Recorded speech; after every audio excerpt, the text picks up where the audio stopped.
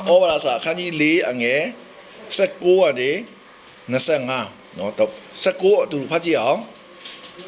ယုံကြည်ခြင်းအားကြီးသည်ဖြစ်၍မိမိအသက်တည်းအနှစ်တရာလောက်ရှိသည်ဖြစ်မိမိကိုယ်ဒီအသေးကဲ့သို့ရှိကြောင်းကို၎င်းမိမိခင်မွန်းစာရာ၏ဝမ်းသည်တေကြောင်းကို၎င်းမအောင်မေယုံမာသောစိတ်နှင့်ကင်း၍ဘုရားသခင်ဂရုတော်ကိုတွေးတော်ခြင်းမရှိယုံကြည်ခြင်းအားကြီးသည်ဖြစ်ဘုရားသခင်ကိုချီးမွမ်း၍ဂတိထားတော်မူသောသူသည်ဂတိတော်တိုင်းတန်နိုင်တော်မူသည်ကိုစိတ်ဆွဲလန်းလေ၏ထို့ကြောင့်သူ၏ယုံကြည်ခြင်းကိုဖြောင်းမရှင်းကဲ့သို့မှတ်တော်မူ၏ဟုတ်တယ်ဒီနှုတ်ကတော့ကျွန်တော်ခဏခဏပြောတက်တည်ခံခဲ့တယ်နော်ယနေ့နော်အာဗြဟံရဲ့ယုံကြည်ခြင်းအာဗြဟံရဲ့တည်တံ့စကားတော့ကျွန်တော်အများကြီးပြောခဲ့တယ်နော်ဒီတင်းတော်မှာလဲဘာလို့အငယ်20မှာယုံမာသောစိတ်နဲ့ကင်း၍ဘုရားသခင်ဂတိတော်ကိုတွေးတော်ခြင်းမရှိယုံကြည်ခြင်းအားကြီးသဖြင့်ဘုရားသခင်ကိုချီးမွမ်း၍တဲ့ဂတိထားတော်မူတဲ့သူတွေဂတိတော်တိုင်းတတ်နိုင်တော်မူသည်ကိုစိတ်ဆွဲလန်းနေ၏ယနေ့နော်ဂတိထားတော်မူတဲ့သူတွေဂတိတော်တိုင်းတတ်နိုင်တော်မူကြောင်းကိုစိတ်ဆွဲလန်းနေဒါဆိုယနေ့ကျွန်တော်တို့ကိုတော့ဥပမာယနေ့ကျွန်တော်ယုံကြည်သူတွေကတကယ်ဝမ်းနည်းစရာကောင်းတဲ့အရာနော်ကျွန်တော်ခဏခဏပြောတယ်နော်ကျွန်တော်တာသမီတွေကျွန်တော်ခဏခဏသူတင်တဲ့ခါမှာသူတို့သဘောပေါက်တယ်နော်ကျွန်တော်တပည့်ချင်းနိုင်ငံခြားရောက်တဲ့ခါမှာသူနေမကောင်းဆေးဝယ်ရအရန်ခက်တဲ့နိုင်ငံခြားမှာဆရာဝန်လက်မပါဘာမှဝယ်လို့မရဘူးအဲ့ခါမှာတွားရမှာလဲပြင်းတဲ့ခါမှာဆေးခန်းတွားနေထိုင်ဆောင်အောင်တော့တော်ကုန်တယ်နိုင်ငံခြားမှာဆေးတွားဒါဆိုရင်သူကဘာဖြစ်ဆိုတော့ဒီယေရှုခရစ်တော်လက်ဝါးကားတယ်မှာခံရတန်ချက်တော့အဖြစ်သူအနာရောဂါဝေဒနာအားလုံးယူတည်ဆောင်ရွက်တော့ဆိုတဲ့အရာနော်အကြီးရောအငယ်ကြောတားတယ်300အားလုံးသဘောပေါက်တဲ့ခါမှာသူအမြဲအဲ့လိုနဲ့ပျောက်ကင်းတယ်ဒီခေါက်တဲ့တပည့်အငယ်လည်းအဲ့လိုပဲနော်ဖြစ်တဲ့ခါမှာယုံကြည်ပါအဲ့ခါမှာနော်နောက်တည့်ကြောပဲဟိုတက်တာတော့ပြီအဲ့ဒါပဲလို့ဟုတ်ဒီနေ့ကျွန်တော်တို့လူတွေကစဉ်းစားကြည့်နော်ဥမာဆ iam နောင်မောင်နှမရှိမှဆိုပါတော့နော်အဲ့ဒါဆ iam နောင်ပဲမောင်နှမကကိုယ့်ရဲ့တာတဲ့ခါမှာဘာဖြစ်လဲအေးနောင်ရဲ့မင်းဒုက္ခရောက်တဲ့ခါမှာနော်ငါစီလာခဲ့ပါငါကူညီပါမယ်လို့ငါဂတိပေးတယ်လို့ပြောတဲ့လူကိုမောင်နှမတဲ့အဲ့လိုဂတိပေးတဲ့လူတယောက်ရှိခဲ့မယ်ဆိုရင်ကောင်းလားမကောင်းလားကိုဒုက္ခရောက်တဲ့ခါမှာဘု ဂတိရမလဲမောင်နှမ၄ယောက်တော့မှကိုဂတိပေးတဲ့လူစီကိုဂတိရမလားမရဘူးလားဒါဆိုအဲ့လူစီတန်းသွားမယ်ဆိုရင်အစီပြေတော့မပြေဘူးလားဘာဖြစ်လို့လဲဒုက္ခရောက်တဲ့ခါမှာငါစီလာခဲ့တော့ငါမင်းကိုကူညီပေးရစေငါဂတိပေးပါလေဆိုရင်ကျွန်တော်ဒုက္ခရောက်တဲ့ခါမှာကိုဂတိပေးတဲ့လူကိုအရင်စဉ်းစားမှာပေါ့မဟုတ်လားစဉ်းစားပဲသူ့စီသွားမယ်ဆိုရင်အစီပြေမှမပြေဘူးလားဟာမင်းဘာဖြစ်လဲငါကောအစီမပြေဘူးကွာမင်းကလည်းဂတိပေးတယ်ငါမင်းစီလာခဲ့ဒါဆိုရင်ဂတိပေးတဲ့လူကဝမ်းတာလားဝမ်းမတာဘူးလားကျွန်တော်တို့ဒုက္ခရောက်ပါစေလို့ပြောတာမဟုတ်တော့ဒုက္ခရောက်ခဲ့ရင် तू ကကူညီချင်လို့ကြိုတင်မပြောတဲ့ဂတိစကားဟုတ်လားမဟုတ်လားအဲ့ဒီဂတိပေးတဲ့လူဆိုတော့တဲ့ခါမှာဂတိပေးတဲ့လူတွေကူညီရတာဝမ်းတာလားမဝမ်းတာလားအစတဲ့ကူညီချင်တာဘယ်လိုကူညီရမှာမတိလို့ဒုက္ခရောက်တဲ့ခါမှာသူစီသွားမယ် तू ဝမ်းတာလားဝမ်းမတာလားဒီနေ့ကျွန်တော်ဒုက္ခရောက်တဲ့ခါမှာလူဝရှာတာနော်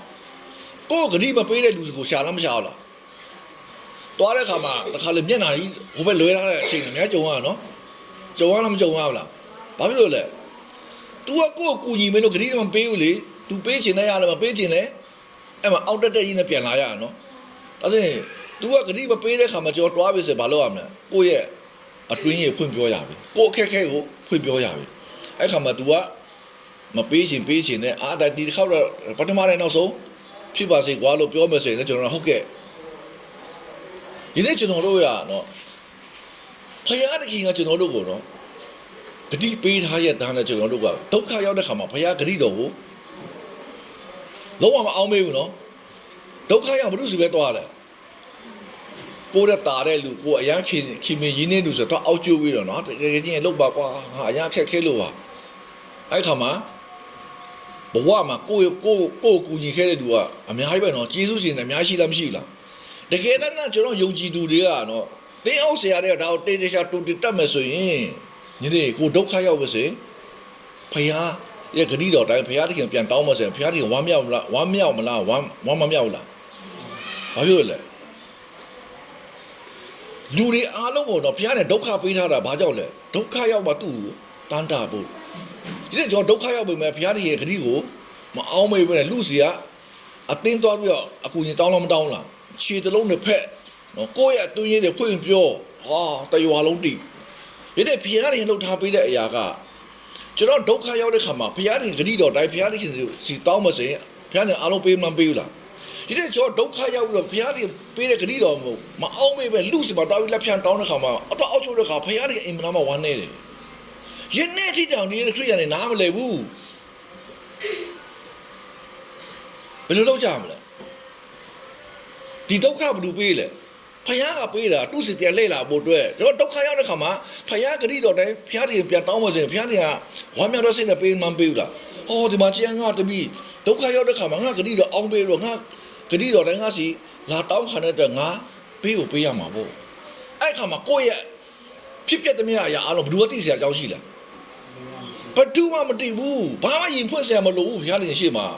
အဲ့လောက်ကောင်းလောက်ထားပေးရတဲ့နဲ့ရင်းကျွန်တော်နားမလည်ဘူးဒီတောင်းကျွန်တော်ဒီ2025အပိတ်မှာဒီရောက်ကိုပြန်ပြီးတော့အဆုံးတတ်ခြင်းတယ်ဒီဂရိတော်ဆိုတာကကြိုက်တဲ့ဂရိတော်ပြောကြိုက်တဲ့ဒုက္ခပြောဂရိတော်အလုံးရှိတာမရှိဘူးလားရှိတာမရှိဘူးလားအဲ့ဒါဘုရားနေစီအဲ့ဂရိတော်ပြန်တောင်းမစေအလုံးရမလားမရလားဒါဆိုဘာလို့သေးလဲကျွန်တော်တက်တာမှာဟမ်အမကြည့်လားဘာလို့သေးလဲ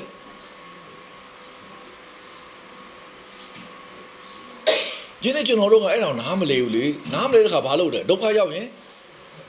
ကိုယ်ဂတိမပေးတယ်လို့ဆိုမတော်လားမတော်ဘူးလားကိုဘွားကို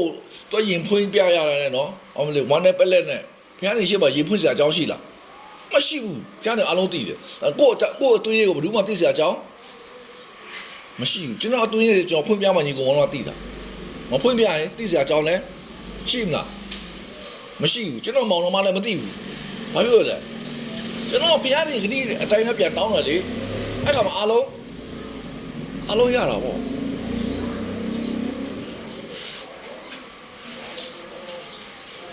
ဒီနေ့ကျွန်တော်တို့တော့ဘုရားတခင်ကဒုက္ခမရောက်ခင်နဲ့ဂတိပေးထားလားမပေးထားလားအဲ့ဒီဒုက္ခတွေ့တဲ့ခါမှာလူစီမတော့ဒူးထောက်စရာအကြောင်းရှိအောင်မလားရှိအောင်မလားဘုရားတခင်ဂတိတော်တိုင်းကျွန်တော်တို့ပြန်တောင်းမှဆိုပေးမှမပေးဘူးလားဒီနေ့ကျွန်တော်တို့ကတော့ဒုက္ခရောက်ပြီမဲ့လေဘုရားတခင်ဂတိတော်တဲ့ဘုရားတခင်မှာမတွားပဲလူစီမှာတွားပြီးတော့လုပ်ပါအောင်ကွာကူညီပါအောင်ကွာအဲ့ခါမှာမျက်နှာငယ်ရပြီပေါ့မဟုတ်လားဒါဆိုကိုယ့်အကြောင်းလဲလူများသိပြီလားမသိဘူးလားအဲ့တယောက်လေးဟိုတစ်ခေါက်ဒုက္ခရောက်ငါကူညီပေးလို့ဒါဆိုကိုယ့်ဘဝမှာကျေးဇူးရှင်တယ်များထွက်လာလားမထွက်လာဘူးလားဒီနေ့ကျော်ဘဝမှာကျေးဇူးရှင်မရှိတော့ဘူးတကယ်ပြောတာဖယားကလည်းဘယ်သူမှမရှိဘူးတော့ကျွန်တော်လေးတာမာနေတာဘယ်သူမှကြည့်မဆိုင်ဘူးတစ်ခေတ်လည်းကြည့်မဆိုင်ဘူးစိုက်စရာအကြောင်းလဲမရှိဘူးလေဒါဖယားတွေကကျွန်တော်တို့ရောက်စီတိုင်းကိုပြင်ဆင်ထားပြီးအတက်တာဖြစ်တယ်ဒီကျွန်တော်ယုံကြည်သူတဲ့ဒါကိုတေချာနားမလဲတာကျွန်တော်အပြစ်မတင်ပေမဲ့ဆရာသမားလုပ်တဲ့လူတွေကတိတိကျကျသဘောပေါက်မှာကျွန်တော်တို့လူမျိုးဥဆောင်နေဆိုတာကအရာရာအားလုံးဥဆောင်နိုင်ရမယ်အရာရာအားလုံးကိုတော့လမ်းဖောက်နိုင်ရမယ်အိမ်ထောင်ဦးစီးစရာလဲတားတည်းရှိပါမတွားနေတယ်လို့ပဲအတင်းတော်ရဲ့တင်းအုပ်ဆရာလုပ်ပြီးဆိုရင်လည်းမပေါ်ဖောက်ထွက်ကြတာမှာအဲ့ခါမှာတေချာတွင်တင်ပေးနိုင်တဲ့ခါမှာမိဘကတော်မစင်တာသမီတက်တာလားမတက်တာလားအဲ့ဒါတင်းအောင်ဆရာလုပ်တဲ့လူကနော်ဝိရေးရမှာနော်ကောင်းကျွမ်းကျင်သဘောပေါက်မှဆိုရင်အတင်းသူတင်းသားအလုံးတက်တာချင်းရောက်မလားမရောက်လားတော့ဒီ2025အပိတ်မှာကျွန်တော်ဒီနှုတ်ပတ်တော်ကိုနော်လာပြီးတော့တက်တေခါအမှန်တော်ဒီနေ့ကျွန်တော်ဒီမှာလာမယ့်နေ့မဟုတ်ဘူးမြို့ထဲမှာလည်းတေချာချိန်ထားတဲ့အရာဖြစ်တယ်ဒါပေမဲ့လည်းနော်ကျေးဇူးတော်အဖြစ်သူတို့ကမဲထဲတဲ့ခါမှာနော်အချိန်ကကိုလိုကလန်ဖြစ်တော့ပဲကျွန်တော်ဘာပဲဖြစ်ဒီကိုလာခဲ့အောင်မယ်ဆိုပြီးတော့ဒီနှုတ်ပတ်တော့လာပြီးတက်တိတ်ခံခြင်းဖြစ်တယ်ဒါဆိုရင်နေ့ကျွန်တော်တို့ကဒုက္ခရောက်တဲ့ခါမှာဘုရားသခင်ကိုဝမ်းမြောက်စေတာလားဝမ်းနည်းစေရလားဝမ်းနည်းစေတာလေဒုက္ခရောက်တဲ့ခါလူစီသွားလားမသွားဘူးလားကိုယ်ဂတိမပေးတဲ့လူစီသွားတဲ့ခါမှာကိုကအဆက်ကွဲလားမကွဲဘူးလားဘယ်တစ်ခါကွဲလဲမမဘူးအမတ်တန်ရန်ကိုမရှိဘူးသိရမလားအိုးခက်လာကြီးရပြောတော့ဖယားနဲ့နော်တေချာစဉ်းစားကြည့်ပါကိုယ်ဂတိပေးတဲ့လူစီပါတွားရအစီပြေတော့မပြေဘူးလားဒီတဲ့အစဉ်ပြေတာကဘာပေါ်မှာဘယ်မှာရှိသေးတယ်ကျွန်တော်တို့ဘုရားတားသမီးဖြစ်ပြီးတော့ဘုရားတည်းကဂတိတွေအစုံပေးထားမပေးထားဘူးလားအဲ့ဂတိတော်တိုင်းတောင်းလို့ဆိုဘုရားတည်းတိတ်ဝမ်းတာတာပေါ့တိတ်ပေးချင်တဲ့ဘုရားလေတိတ်ပေးချင်တာဒါမှကျွန်တော်တို့ကတော့စုတောင်းတာတူလဲတောင်းနေတဲ့အရာကိုကြီးပါမို့ကိုကြီးရှင်တို့လုံးဂတိပေးထားပြီဂတိအစုံရှိလားမရှိဘူးလားပြက်နာပေါင်း16000လို့ပြောပဲဂတိပေါင်းလည်း16000ရှိတယ်အဲ့ အဲ့ဂတိတဲ့အတိုင်းသူ့ပြန်သွားမယ်ဆိုရင်သူ့စီတောင်းမယ်ဆိုရင်သူက1 down လား1 down အော်ဒီဇန်ကတမီကျန်းကတာတကယ်သူဒုက္ခရောက်တဲ့ခါမှာငါစကားသူကတန်ဖိုးထားတယ်ငါဂတိကိုသူ့နှလုံးထဲမှာတွင်းထားတဲ့အရာကိုမြင်တွေ့တဲ့ခါမှာနော်တုတ်တန်ကြအခါကြီး3မှာပါလို့ပဲနော်ငါဂတိကသူ့စိတ်လုံးထဲမှာရှိတဲ့ခါမှာကြည်စမ်း1 down လုံးတော့ပေးရတဲ့ကို့အဖေကဥမာနော်ဆရာမနောင်ရဲ့ဆရာမနောင်နဲ့တားတပြီးဆရာမနောင်အရန်ချတာတဲ့တတိမိုင်းဆိုပါစို့ဒါဆိုရင်နော်သူ့တားတမီးကဒုက္ခရောက်တဲ့ခါမှာလူများဆယ်တော့ပြီးတော့ပတ်စံရှိပါလို့တော့ပြောမစင်ဆရာမနောင်ကစိတ်ချမ်းသာမလားစိတ်ချမ်းသာမလားယနေ့ခရီးရန်တွေကကျွန်တော်ယုံကြည်သူဖျားတားတပြီးတဲ့တရုတ်ကလားစမှာတော့ပြီးပတ်စံတော့ချီရကူညီတော့တောင်းမလို့ဖះနဲ့စိတ်ချမ်းသာပါမလားနားမလဲဘူးလေနားမလဲတော့အတိုးတွေမိလို့မိနော်ကျေးဇူးရှင်တွေမို့လို့ပေါက်နေနော်ကျွန်တော်ဘွားတက်တာမှာဟုတ်လားမဟုတ်လားဆရာမကောလေးဟုတ်လားမဟုတ်လားဒီနေ့ကျွန်တော်ဘုရုဦးညွှန်ဆရာအကြောင်းရှိလေရှိလားမရှိစေဖို့အတွက်ဘုရားသခင်ကတာတော်ယေရှုခရစ်တော်ဖြင့်ပြင်ဆင်ထားပေးတဲ့တက်တာရှိပြီလားမရှိဘူးလားဒါဆိုရင်ကျွန်တော်ဘုရားသခင်ဒုက္ခဆိုတာကဘယ်သူပေးရတယ်ဘုရားသခင်ပေးတွေ့တာဒီဒုက္ခရောက်တဲ့ခါမှာကျွန်တော်တို့ကဘုရားကိုပြန်လှည့်ဖို့အတွက်ဘုရားနဲ့ပြင်ဆင်တော့ဒုက္ခရောက်တွေလေလူဘက်ကိုတာပြီးတော့တိုးရှိုးတောင်းပါပြီးတော့လူဘက်ကိုပြန်နှိမ့်ချသွားတဲ့အရာကစစ်မှန်တဲ့နှိမ့်ချခြင်းမဟုတ်ဘူးဒီအောက်ဆရာတွေကစတာကိုနားမလဲဘူးလေပါဇက်ကဖျားပဲလက်ကခါရတဲ့တွားနေတာနော်အာပေးပါလူစီတော့လက်ဖြတ်တောင်းနေတဲ့အရာနော်ဒီကျွန်တော်ဒီယုံကြည်ချက်ပဲအသက်ရှင်တော့ပါမှာကျွန်တော်မှာဂျေဆုရှင်မရှိတော့ဘူးတကယ်မရှိဘူးဖျားပဲရှိတော့တာနောက်ကျွန်တော်ဘယ်သူမှယူမဆိုင်ဘူးတကယ်ပြောတာတောင်းကျွန်တော်ကနှုတ်ပတ်တော်ကိုပဲဦးစားပေးပဲအသက်ရှင်ပြီးသွားတဲ့ခါမှာအားလုံးကလွတ်မြောက်တယ်အခုလည်းနော်ဆရာဝင်းစောအမေအဲ့ရတဲ့မှာနားထောင်နေလားမသိဘူးနော်နောက်ကျွန်တော်စုမတောင်းပေးတော့ဒီနှုတ်ပတ်တော်ပြောမှဖြစ်တဲ့အတွက်နားထောင်တတ်ရင်ရမယ်စင်ဒီယောဂလည်းဘာမှမဟုတ်ဒါဆိုရင်ဘုရားသခင်ကဒေါ်စိန်ကိုလည်းဂရိပေးထားလို့ပေးထားဟုတ်လားဒါဆိုရင်ဒေါ်စိန်လုံးကဘုရားသခင်မျောလင်းတတ်မယ်ဆိုရင်ဒီအနာတွေဘာမှမဟုတ်ဘုံတော်ထင်ရှားမှထင်ရှားဟုတ်လားထင်ရှားစေမယ်ဒီလိုဖြစ်စေတာကလည်းဘာဖြစ်လဲဘုရားသခင်ပဲဒီထက်နဲ့ပြန်လွတ်မြောက်စေမှာလဲယောဘဝုဒ္ဓခန်းကြီး9မှာပါနော်ဒီအနာကိုလည်းငါဖြစ်စီတယ်ဒီအနာကိုလည်းငါပြန်ပြီးတော့စီးမယ်ဒီနေ့ကျွန်တော်တို့ကဘာမှမဖြစ်စင်ဖားမှကြားဖားမှဖြစ်လာတဲ့ခါမှာကိုယ်တိုင်ကနှုတ်ပတ်တော်ပျောက်လားဂတိတော်ပျောက်စေဒါတိတော်မရှိအကျိုးနေလားမနေဘူးလားနေတာပေါ့ဂတိတော်ပျောက်ရင်အကျိုးနေပြီလေဟုတ်လားမဟုတ်လားပြောတော့မင်းတို့ဘုရားတတ်တယ်ဆိုအဲ့ဒါပဲကျွန်တော်ဖြစ်ရတယ်လူများပြောပေါက်နေတာကြည်လားတော့မို့ဒီ2025အပိတ်မှာအရင်ရေးကြီးတော့နေဒီနှုတ်ပေါ်တော့လက်တွေ့စမ်းကြည့်ပါ2026ကျရင်အားလုံးစမ်းလို့ရရလားမရဘူးလားဒီတစ်ခုနဲ့ကြောဘွားတက်တာအားလုံးပြည့်စုံနေပြီးသားဖြစ်လားမဖြစ်ဘူးလားဖြစ်နေပြီပြဿနာဆိုတာကြောက်ရမှာမဟုတ်ဒီပြဿနာအဖြစ်ကျွန်တော်တို့အောင်မြင်ခြင်းကိုဘုရားနဲ့ပေးတော့မပေးဘူးလားဂတိတော်အဖြစ်အရာရာအားလုံးကိုအောင်မြင်တဲ့သူဖြစ်ဒါမို့ဘုရားတရားတားဖြစ်တဲ့သူဒီကလောကကိုအောင်တတ်၏လောကကိုအောင်ခြင်းအကြောင်းမူကငါတို့ဤယုံကြည်ခြင်းပေသည်ယေရှုခရစ်တော်ဘုရားတရားတားတော်ဖြစ်တဲ့ကိုယုံကြည်တဲ့သူမှတပါအဘယ်သူမှဤလောကကိုမအောင်ရဘူးတသေးလည်းမရဘူးငွေနဲ့ဖြည့်ရှင်းကြည့်ကျေးဇူးရှင်ရှိလားမရှိဘူးလားကျွန်တော်တို့ကဂတိတော်နဲ့ဖြည့်ရှင်းကြည့်ကျေးဇူးရှင်တပါပဲရှိတယ်ယေရှုကတပါပဲငွေနဲ့ဖြည့်ရှင်းကြည့်ဥမာပြတ်တာဖြစ်ရင်ရှေ့နေတဲ့ကျေးဇူးတင်အောင်မှာနော်ရဲတွေလူကြီးတော့ကျေးဇူးတင်အောင်မတင်ရဘူးလားကိုငွေနဲ့နော်ဂတိတော်နဲ့ဖြည့်ရှင်းရင်ယေရှုရှင်ကတပါပဲယေရှုကတော့ပဲဖြစ်သွားတယ်အဲ့လိုကွာဟတယ်နော်အဲ့ level တွေကကျွန်တော်မမြင်တတ်ဘူးโอเคဗျာဖျားတခင်ကကျွန်တော်တို့နော်တားတော်ယေရှုကပြင်ဆင်ထားတဲ့အသက်တာဆိုတာအိမ်မသားမှာပြီးပြည့်စုံလို့နဲ့အိမ်မသားမှာကောင်းမြတ်လို့နောက်ကျွန်တော်တို့ဝိညာဉ်တဘောမှာပေါက်တဲ့ခါမှာဒီလိုပဲတွားနေကြတာလေဒီနေ့ဂရိတော်တွေကနှမျောစရာကောင်းလားမကောင်းလားဒီနေ့ဒီအရာပြန်ကြားတဲ့ခါအရင်တော့အသက်တာပြန်နှမျောစရာကောင်းလားမကောင်းလား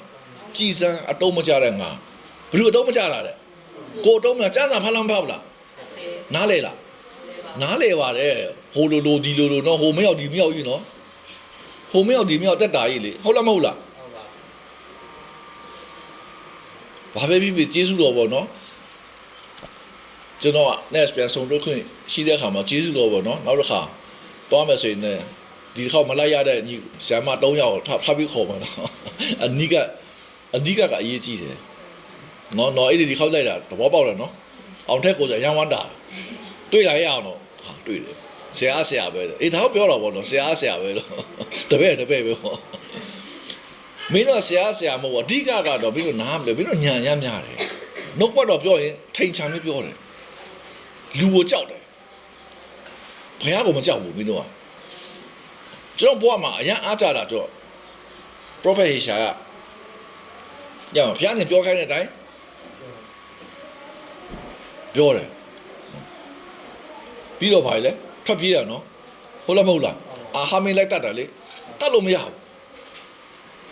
ဒီတော့နှုတ်ပတ်တော်ကိုနှုတ်ပတ်တော်တိုင်းပြောပါဂျန်နဲ့ရဖျားတဲ့အားလုံးတာဝန်ယူမှာဂျန်နဲ့ရဖျားတဲ့အားလုံးအလုပ်လုပ်မှာကျွန်တော်အလုပ်ကြံမလို့ဘူးဒါပေမဲ့အခုကျွန်တော်အဲ့ဒီလုပ်တဲ့လူတွေကကိုကအရညာများတာဒီလူနဲ့တွေ့ဒီလိုပြောမှာဟိုလူနဲ့တွေ့ဟိုလိုပြောမှာညာကချက်ချက်အလုပ်လုပ်လို့မလုပ်လားကျွန်တော်ဒီညာကိုလုံးဝတုံးလို့မရဘူးကျွန်တော်ဒီညာကိုမတုံးတဲ့ခါကျမှကျွန်တော်အတူရှိတဲ့ဝိညာဉ်တော်ဖျားကတကူတော်ပဲမဆာကျွန်တော်အဲ့လောက်ထိနားလေတယ်ကျွန်တော်အလကားပြောနေတာဟုတ်ဒါတော့ဒီခေါက်နော်ဒီကိုရှင်မင်းတို့ရွာမှာနော်အဲ့ဒီကကျွန်တော်လည်းနှုတ်ပွက်လို့ပြောမှာအားရကိုရှင်မင်းနှခါဖုံးဆက်တာကျွန်တော်အရန်ဒေါ်တာထွက်တာကျွန်တော်ဖုံးဆက်လို့ကျွန်တော်မကင်ဘူးဆိုရင်နော်ကျွန်တော်အားရစီတော့ပြန်ကင်မယ်နော်ကျွန်တော်မကင်ရတဲ့အကြောင်းရင်းကနော်နှုတ်ပွက်တော့ပြောတဲ့အချိန်ကရှိတဲ့ခါမှာနောက်ခါပြန်ကင်တော့နှုတ်ပွက်ဆွေးနေပြီးခါဆိုကင်တော့အားဆရာလည်းဒီလိုပြက်တာတက်နေပြီပြက်တာဘာတက်ဆရာအကြောင်းချင်းနှုတ်ပွက်တော့လည်းပြောတော့အဲ့ဒါကျွန်တော်ချက်ချင်းထွန်းဖုံးဆက်တယ်အော်တန်းစင်ဖုံးဆက်တယ်တန်းစင်မကင်ဘူးထွန်းဆက်တာထွန်းကင်ဘာဖြစ်တာလဲလို့လိတ်ပတ်လေပြောတော့နှုတ်ပတ်တော့ဖြောင်းမချင်းတရားပြောတဲ့ခါမှာဟိုကဗါလဲဟိုအဆောင်ရှိအပြူကြီးမှလက်မခံနိုင်ဘူးသူကရှုံးပြီလေနော်ရှုံးတော့ပေါက်တက်ကရရှောက်ပြောနောက်ဆုံးဗာပြောလဲဆိုတော့မချေနှပ်ဘူးတဲ့ငါဆရာခေါ်ပြီးတော့မင်းတို့လည်းလာဆွေးနွေးအောင်ပဲတဲ့အဲ့ကလေးတွေကြောက်ရောကလေးတွေကြောက်တော့ဗာပြောဆိုတော့နော်ဘယ်လိုလုပ်မလဲဘယ်လိုမှလုပ်ဆရာအကြောင်းမရှိမင်းတို့နိုင်သွားပြီလေလို့အဲ့ဒါမင်းတို့နိုင်သွားပြီသူကရှုံးလို့ပိုက်ရနေတာလို့နော်မင်းတို့ဘာမှမပြောနှုတ်ပတ်တော်တိုင်းပြောငါတို့ဆိုငါပြောမင်းတို့မင်းတို့ငင်းနေရံဖြစ်ဘူးတယ်မဟုတ်လားလို့အေးမင်းတို့ရံဖြစ်ဘူးတဲ့ခါရှုံးတဲ့ကောင်ပါအဲ့အောင်ငါအဖေခေါ်မင်းနဲ့လာချခိုင်းမယ်အဲ့လိုပုံစံဖြစ်နေပြီလို့နော်အဲ့အပြူကြီးကမင်းတို့ရှုံးလို့သူ့ဆရာခေါ်လာဆွေးနွေးမယ်တဲ့သူ့ဆရာလာနဲ့မင်းတို့အစ်စ်ကဘလုံးမှမကြုံနိုင်ဘူးနော်ငါတို့နဲ့ဆွေးနွေးဆရာအကြောင်းတော့မရှိမင်းတို့အစ်စ်ဆိုတာအရမြင့်တော့ငါအမြဲတမ်းပြောတယ်မင်းတို့ရဲ့ level ဆိုတာအရမြင့်သွားပြီသူ့ဆရာလာနဲ့မနိုင်ဘူးတော့ဟုတ်တယ်ဒီဖြောင်းမချင်းတရားဘယ်လိုလာနိုင်မလဲနှုတ်ပတ်တော်မင်းတို့အမြဲအနိုင်ပဲကြိုက်လို့လာဖြည့်ရှင်းငါတယောက်တည်းအဲ့လိုဖြည့်ရှင်းခဲ့တယ်ဘာမာပြည်မှာရှိတဲ့ဆရာတော်ကြီးအားလုံးဒီနှုတ်ပတ်တော်နဲ့ဖြည့်ရှင်းအားလုံးပါစပ်ပိတ်ရနောက်ဆုံးနှုတ်ပတ်တော်လည်းအမြဲအနိုင်ရဘာမှမကြောက်နဲ့အခါမှာကလေးတွေပြန်အားရှိလာအဲ့ဒါအတွေ့အကြုံဒါမင်းတို့နိုင်သွားပြီလေတွေ့ရဒီပွဲမင်းတို့နိုင်သွားပြီမင်းတို့ဘာကြောက်ဆရာသူ့ဆရာလာလဲဒါပဲပြန်ပြောလေနှုတ်ပတ်တော်လည်းပြောအားလုံးနိုင်တာမနိုင်ဘူးလားနိုင်တာပေါ့အခုတော့အဲ့မင်းတို့ထင်တယ်ဆရာမကြီးတို့ထင်ပေမဲ့သူရှုံးသွားပြီလေရှုံးလို့ဘာဖြစ်လဲကလေးရံဖြစ်တယ်လို့ပေါ့နော်ငါမကျင်းတော့ငါအဖေခေါ်ပြီးနဲ့လာချပါဆိုပုံစံဖြစ်နေပြီတွေ့လာတော့အခါသူသဘောပေါက်စိတ်ပေါက်ပါတော့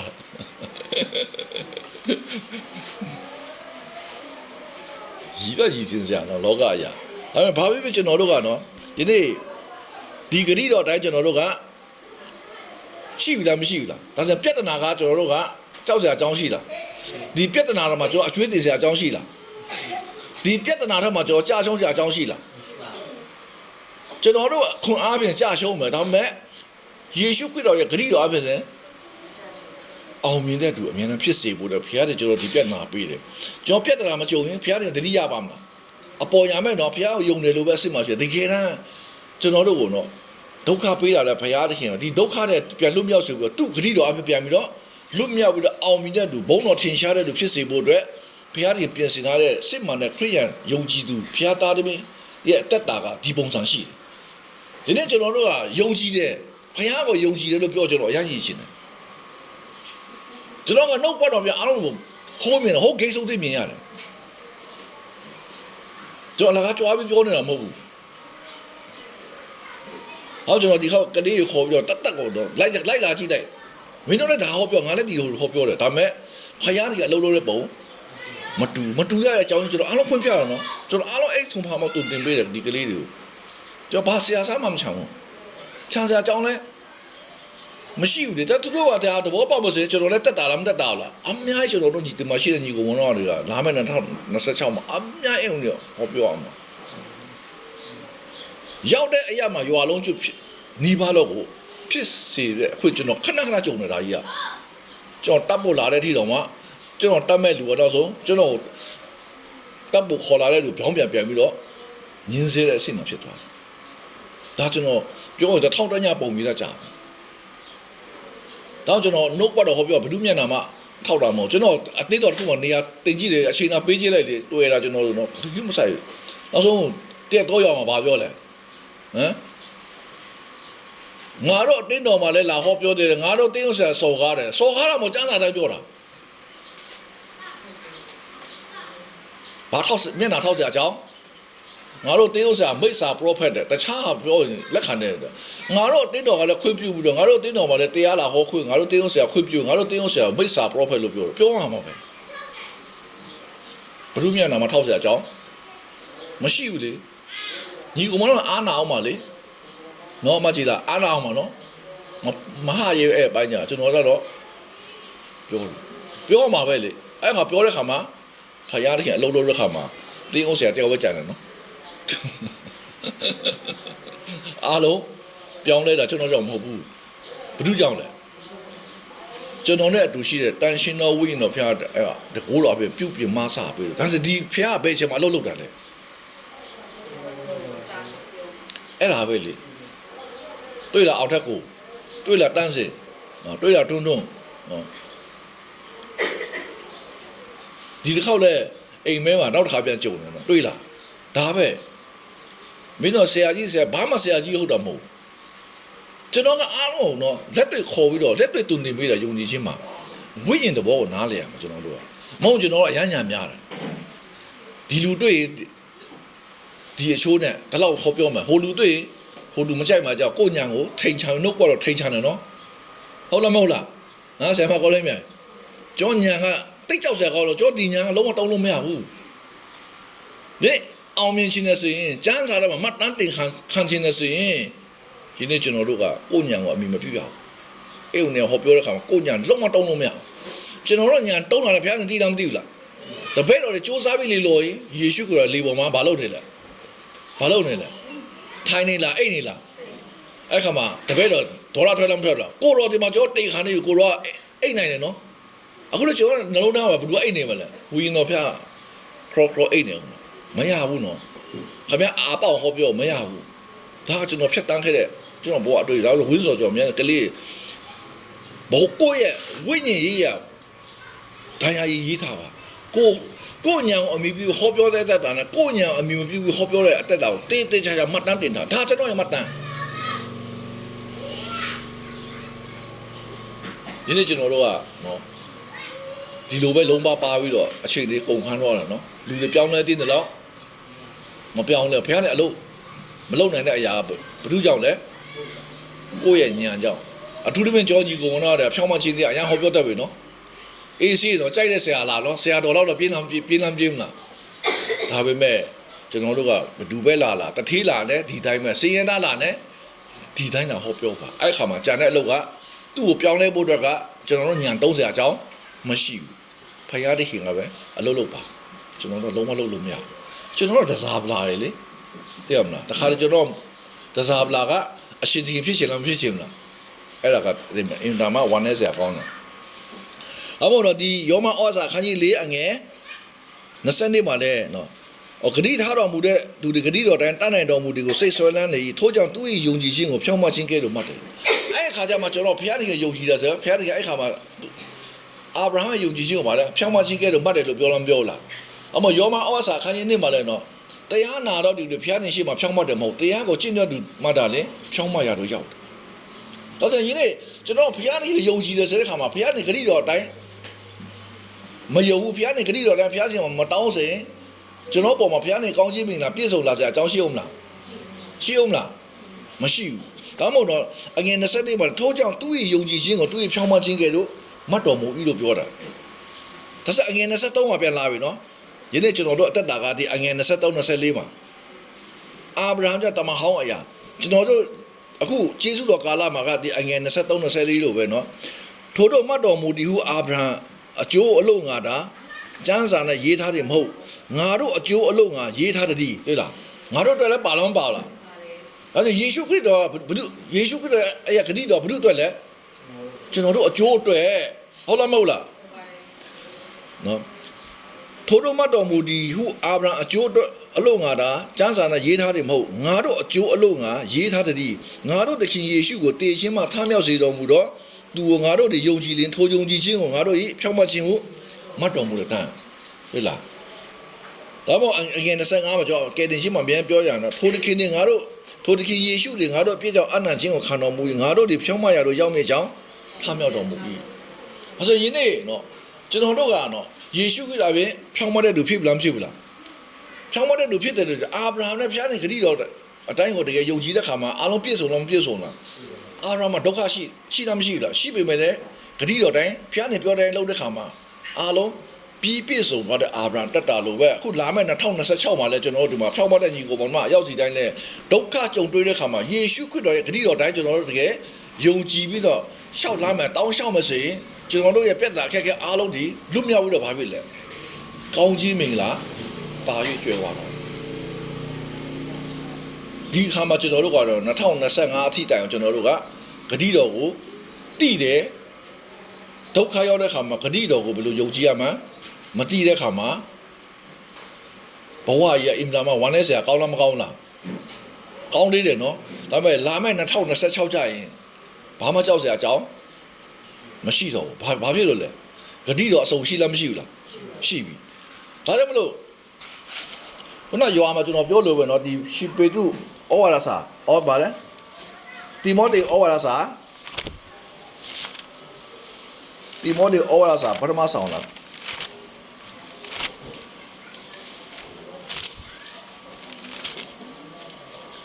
တိမောသေဩဝါဒစာပထမဆောင်အခန်းကြီး6အငယ်7-8တိမောသေဩဝါဒစာပထမဆောင်အခန်းကြီး6အငယ်7-8မှာဘယ်လိုရေးထားလဲဆိုတော့ဤဘဝတွင်ငွေရတတ်သောသူတို့သည်မာမာနစိတ်နှင့်ကင်းလွတ်၍မမြဲသောစိတ်ကိုမကိုးစားဘဲငါတို့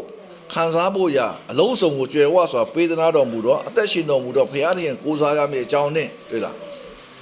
ဒီနေ့ကျွန်တော်တို့ကမမြဲသောစိတ်ကိုမကိုးစားဘဲနဲ့မကိုးစားခိုင်းမဲနဲ့ငါတို့ခံစားဖို့ရာအလုံးစုံကိုကြွယ်ဝစွာပေးနာတော်မူတော့တွေ့လားဒါဆိုမမြဲသောစိတ်နဲ့မြဲသောစိတ်ရှိလားမရှိဘူးလားမမြဲသောစိတ်ဆိုတာငွေရွှေငွေเนาะတုံးကုန်လားမကုန်လားမြဲသောစိတ်ဆိုပါတယ်ဘုရားသခင်ဂတိတော်ဒီနေ့ကျွန်တော်တို့အရောက်စီတဲ့ကိုကြွယ်ဝစွာပေးသနာတော်မူတယ်ဘုရားနဲ့ဂတိတော်ရှိလားမရှိလားဂတိတော်ကအခုဝင်းစော်ကတုံးလိုက်လို့ဆံမနောင်တော်အတွက်ကုန်သွားတာရှိလားတကဘာလုံးလို့တုံးတယ်ဂတိတော်ကကုန်သွားတာရှိလားပင်လေရေလိုပဲဘာမို့တော့ကျွန်တော်တို့အလုံးစုံကြွယ်ဝစွာပေးသနာတော်မူတော့အသက်ရှင်တော်မူတော့ဘုရားနဲ့ကိုးစားမယ်ကြောင်းဂတိတော်ကိုးစားမယ်ဆိုကျွန်တော်အားလုံးကငွေကိုကိုးစားကြကြောင်းဒါမြဲသောစိစိမ်တွေမှာမြဲသောစိစိမ်ဂတိတော်ဆိုတာအမြဲတမ်းမြဲလားမမြဲလားကောင်းကင်နဲ့မြေကြီးမတည်ငါစကားတွေတည်ဒီဂတိတော်တုံးစားတတ်မယ်ဆိုရင်ကျွန်တော်တို့ကငွေဆိုတာဘာမှမဟုတ်ရွှေဆိုတာလည်းဘာမှမဟုတ်ဘူးဒီဂတိတော်တုံးစားတတ်မယ်ဆိုတာအငယ်18မှာဘယ်လိုရေးထားလဲသူတို့ဘာကျေးဇူးပြုခြင်းအခုကျွန်တော်တို့ငွေရှာတဲ့သူတို့ဘာကိုကျေးဇူးပြုတဲ့ခါမှာကိုတုတ်တဲ့လောက်ပေးနိုင်လားမပေးနိုင်ဘူးလားအခုကျွန်တော်ကဒီမှာထိုင်းတဲ့ညီကိုမလားကျေးဇူးပြုတယ်ဆိုတာကျွန်တော်ခံစားတဲ့ညီကိုမလားအလုံးပေးလို့ရလားမရလားပေးလို့ရတယ်ကျွန်တော်အောင်မြင်တဲ့တိုင်အဲ့ဦးနဲ့ဟောပြောတဲ့ခါမှာကျွန်တော်အောင်မြင်တဲ့ညီကိုမလားကိုအလုံးစုံချပြပေးနော်သူတစ်ပါးကိုကျေးဇူးပြုခြင်းကောင်းသောအကျင့်နဲ့ကြွယ်ဝစွာပြည့်စုံကောင်းသောအကျင့်ဆိုတာနှုတ်ဘတ်တော်တိုင်းအသက်ရှင်တဲ့ခါမှာကောင်းသောအကျင့်နဲ့ကြွယ်ဝပြည့်စုံကျွန်တော်ယုံကြည်ခြင်းကိုတော့အလုံးစုံသဘောပေါက်တဲ့ခါမှာကောင်းသောအကျင့်နဲ့ကြွယ်ဝပြည့်စုံခြင်းစွန့်ကြဲခြင်းနဲ့စေနာရှိခြင်းအခုကျွန်တော်လို့ပါစွန့်ကြဲခြင်းနဲ့စေနာရှိသွားပြီဒီအရာကအရန်ကောင်းတယ်နော်အလူတစ်ဖက်တဲ့မျက်နှာလောက်ရအရန်ကောင်းလားမကောင်းလားကောင်းတယ်လေဒီနေ့ကျွန်တော်တို့ကနော်အဲ့ဒါနဲ့မျိုးစရာအကြောင်းမရှိဘူးဒါမှမဟုတ်ခရစ်ဝင်ကျမ်းထဲမှာနော်မတရားတဲ့ဘာနာဆိုးတော့ဘာပဲလဲအလုတ်ဖြုတ်ခန်းခံရဆိုတာတင်းအုပ်ဆရာလုပ်ပြီးတော့ဒီဂတိတော်တွေကိုမစွန့်ကြဲတတ်ဘူးဆိုရင်ဘုရားကြီးမကြိုက်ဘူးအဲ့ဒါမတရားတဲ့ဘာနာဆိုးတင်းအုပ်ဆရာဘုရားရှင်ဘာနာကိုထိန်းထားတော့ဒီဘာနာကိုလူများကိုဝင်ဟာပေးနိုင်အောင်တော့မဟုတ်တော့ကျွန်တော်ယုံကြည်ချက်မဲ့တက်ရှိမစေပါနဲ့ကောင်းသောအကျင့်နဲ့ကြွယ်ဝပြည့်စုံခြင်းစွန့်ကြဲစီနော်စေနာစိတ်ရှိခြင်းအချင်းချင်းဆက်ဆံခြင်းအခုကျွန်တော်အချင်းချင်းတော့ဖြောင်းမတဲ့လူရှိရင်ဆက်ဆံခြင်းတယ်မဖြောင်းမတဲ့လူကကျွန်တော်မဆက်ဆံဘူးသိရမလားမြို့မှာအများကြီးပဲဒါပေမဲ့ကျွန်တော်မတွားဘူးလေအတင်းတော်လည်းအများကြီးကျွန်တော်မတွားဘူးနော် မာနတက်ကိုဝင်စားလို့တာကျွန်တော်တို့မာနတက်တာရှိလားမရှိလားမာနတက်ကိုဝင်စားလို့တော့ကနောင်ဘွားနဲ့ကောင်းကင်ဘာနာကိုမိမိဖို့စီးပူးချင်းကိုပြုရမယ့်အကြောင်းပညတ်ထားတော့တယ်ဒီမောတေကိုတော့ရှင်ပေါ်လို့သူ့တပည့်ဒီမောတေတင်းအောင်ဆရာအငယ်တေးချမှာထားတာသူအတင်းတို့တင်းတာမင်းအတင်းတို့တဲ့အဲ့လိုဆုံးမပါမမြဲသောစီးစိမ်ကိုမကိုးစားပါနဲ့ကျွန်တော်တို့အရောက်စီတိုင်းကတော့ကျွယ်ဝဆိုပေးသားတော့ဖယားလေးကမြဲသောစီးစိမ်ရှိတယ်ဒါမှမဟုတ်မြေကြီးပေါ်မှာရှိတဲ့ဘန္တာမစီးဘူးနဲ့ကောင်းကင်ဘန္တာစီးဘူးပေါ့မြဲသောစီးစိမ်တွေတုံးဘတော့မကုန်ဂတိတော်ဆိုတာတုံးရင်ကုန်လားမမြဲသောစီးစိမ်နဲ့မြဲသောစီးစိမ်ရှိတယ်ရင်းကျွန်တော်ကဘာပဲတုံးတတ်လဲငွေပဲတုံးတတ်တယ်နော်တုံးရင်ကုန်လားမကုန်လားကုန်ရင်ပြန်ရှာရမရှာရဘူးလားဂတိတော်ဆိုတုံးရင်ဂတိတော်တုံးလို့မကုန်တော့ရင်းကျွန်တော်ဒီမှာလာနော်ကျွန်တော်ဘာစကားမရှိတော့ဘာလို့လဲဂတိတော်ယုံကြည်တဲ့ခါမှာ AC taxi စီးလို့ရနော်တစ်ခါလိုက်ရင်အနည်းဆုံး9000လောက်ကုန်1000ကျော်1000ကျော်တော့ပြန်စေ9000မချောင်းတော့ဒါပေမဲ့ဂတိတော်ရှိတယ်အဲ့ဦးညမှာပါဝင်ခွင့်ရတဲ့ကျွန်တော် AC ပဲဘုရားရှင်ကအမြဲတမ်းပြင်ဆင်ပြီးတော့ကျွန်တော်လာလို့ရတာနော်ကျွန်တော်ချမ်းသာလို့လဲတောင်းမကျွန်တော်ဒီမြဲသောစီးစိမ်ကိုယုံကြည်တတ်တဲ့ခါမှာမမြဲသောစီးစိမ်အလိုတော့လိုက်လာလားမလိုက်လာလားလိုက်လာဒီနေ့ကျွန်တော်မမြဲသောစီးစိမ်တော့ကိုလိုက်တဲ့ခါမှာငွေစတုံးရင်ကုန်ရင်ပြန်ရှာရတယ်ဒါမှယေရှုကဘာပြောလဲဖြောင်းမချင်းတရားကိုရှေးဥစွာရှာလို့ဆိုတာဒီဂတိတော်ကိုမြဲသောစီးစိမ်ကိုရှာဖွေတွေးရှိပြီးဒီမြဲသောစီးစိမ်ကိုအတုံးပြုတ်တတ်မယ်ဆိုရင်ဒါတော့တမန်တော်ရှင်ပေါလုကသူ့တပည့်တိမောသေကိုတင်းအောင်ဆရာပေါက်ဆောက်တင်ထားပဲမင်းအတင်းသူတင်းတော့အဲ့လိုတွင်တင်ပေးပါဟောမကျွန်တော်တို့ကမာနတက်ကိုဝင်စားလို့တော့ငါနောင်ဘွားနဲ့ကောင်းကင်ဘန္တာကိုစီးပူးချင်းကိုပြုတ်ရမယ့်အကြောင်းပညတ်ထားတော့ဒါဆိုကျွန်တော်တို့ကနောင်ဘွားကောင်းကင်ဘန္တာစီးပူးပြီးတော့ဒီဘွားမှာမြဲသောစီးစိမ်ဖြစ်တဲ့ဂတိတော်ကိုယုံကြည်ကိုးစားတတ်မယ်ဆိုရင်ကျွန်တော်ယုံကြည်ရမယ်တက်ရှိမယ်သူတို့ဘာပေးကားဆုကျဲတော့ကျွန်တော်နောင်ဘွားအတွက်ကောင်းကင်ဘန္တာပါပြီးသားဟုတ်လားမဟုတ်လားဒီအဲ့ဝင်နေလို့တဲ့ခါမှာအဲ့လိုလုပ်ရမယ်ဟောမို့ဒီကလေးမှာတော့ကျွန်တော်ဒီနှုတ်ကွက်တော့လာပြီးတော့တက်တိတ်ခံရတဲ့အကြောင်းကြီးကလာမယ့်2026မှာတခုဒီမှာရှိတဲ့ညီကိုမောင်တို့ကဘာမှစိုးရိမ်စရာအကြောင်းရှိကိုမရှိတော့တာနော်အမှုပြီးပြီဆိုတာအားလုံးလှုပ်ထားပြီးလားမလှုပ်ထားပြီးဘူးလားဒီကေတင်ချင်းရဲ့နဲ့နဲချင်းဒီကေတင်ချင်းခြေပြန့်ချင်းကိုကျွန်တော်တို့တေချာအတုံးပြုတ်တတ်မှဆိုရင်ဘာလို့သေးလဲဘယ်လိုအောက်မှာကျုံခံစရာလိုသေးလဲဟမ်နတ်စမဘယ်လိုအောက်မှာကျုံခံစရာလိုသေးလဲနတ်စမလောက်ရတာနဲ့အဲ့ဦးဆရာမလောက်ရဘယ်ဟာတာလဲအိုးတာလားနော်မြစ်တာချင်းတူတာဆေးရုံမှာကိုယ့်တော့ဒီမှာယိုတေးစားကိုခိုင်းစားဖို့တော့ဆရာမလို့ပြောတာနဲ့ခိုင်းစားတော့မှာမင်းနော် Sunday school ကဒီဆရာမလို့ခေါ်တာနဲ့ယိုတေးတမှုရှိလားမရှိဘူးလားဆေးရုံကလို့ကိုဆရာမလို့ခေါ်ပေမဲ့ခိုင်းစားတော့မှာအထက်စီးတဲ့စကားပြောလာပြီနော်သူတို့ရဲ့အညစ်အကြေးကိုကလှုပ်ပေးရတယ် Sunday school လုပ်တဲ့ခါမှာနော်သူတို့ကကိုယ်ယိုတည်မှုရှိလားမရှိဘူးလားတကယ်နှလုံးသားတွေကချစ်ချင်းမေတ္တာနဲ့ခေါ်တယ်နော်ဆေးရုံကကျတော့နှလုံးသားချစ်ချင်းမေတ္တာပါလားငွေကြီးရဲ့အတပြားရဲ့အတုံးလုံးတွေပဲပါဟာကွာထားတာနော်ဟောင်းကြီးနေဘာပဲဖြစ်ကျွန်တော်တို့ကဒီစစ်မှန်တဲ့အရာကိုသဘောပေါက်တဲ့ခါမှာနော်ကျွန်တော်တက်တာမကြောက်စရာအကြောင်းမရှိတော့ဘူးဒုက္ခရောက်တဲ့ခါမှာငါ့ကိုဘယ်သူဂရိပေးတယ်အဲ့ဂရိပေးတဲ့လူစီမှာအဲ့ဂရိတော်တိုင်းတောင်းမစင်အားလုံးအစဉ်ပြေလားမပြေဘူးလားအဲ့ခါမှာဂရိပေးတဲ့လူလည်း1$အော်သူတကယ်ငါ့ကိုအောင်းပေးတာပဲကြည်စမ်းဒါတော့များတဲ့လူဆိုတော့ငါစီတန်တမမလာတဲ့ခါမှာဖျားတင်တီးလားမတီးဘူးလားဖျားတင်ကဝမ်းမြောက်စေတဲ့စိတ်ဒီလိုကျွန်တော်တို့ကဒုက္ခရောက်တဲ့ခါမှာဖျားတင်ပေးတဲ့ဂရိတော်တိုင်းဖျားစီမှာမတွားပဲလူစီမှာတောင်းမစင်ဖျားတင်ဝမ်းနေတော့ဝမ်းမနေဘူးလားဖျားတင်ကိုဝမ်းနေတဲ့တက်တာကနေလာမယ့်2026မှာဖျားတင်ကိုတရားရခဏဝမ်းမြောက်စေတဲ့တာသမီများဖြစ်စေဖို့တော့ယနေ့မြဲသောစီးစိမ်ကိုတုံးစားတတ်ပါနော်ဂတိတော်ကိုယုံကြည်ပြီးတော့ဂတိထားတော်မူတဲ့သူတွေဂတိတော်တိုင်းတတ်တယ်တော်မူကြောင်းကိုစိတ်ဆွဲလန်းပါဒုက္ခရောက်တဲ့ခါမှာဂတိပေးတဲ့သူစီမှာအဲ့ဂတိတော်တိုင်းတွားမယ်ဆိုရင်ကျွန်တော်တို့ရဲ့ဝမ်းမြောက်မယ်လူရဲ့အပြောခါနေတယ်လူမြောက်ပြီးတော့ဖယားသခင်ရဲ့ချစ်ချင်းမြတ်တာ၍ခံစားစေဖို့ဒီနေ့တလောက်နဲ့ပဲတက်ခံခြင်းဖြစ်ပါတယ်လို့ကြားနာရတဲ့ညီကောင်တို့အရောက်စီတိုင်းလည်းအလိုတော်တိုင်းပြီးပြည့်စုံတာရှောက်လန်းနိုင်ကြတဲ့သူများဖြစ်စေတယ်ကလူမျိုးတကာလည်းပြန်လဲတက်ခံဝင်ကားနိုင်တော့တာသမီများဖြစ်ကြပါလို့တလောက်နဲ့ပဲတက်ခံခွန်အားပေးချင်ပါတယ်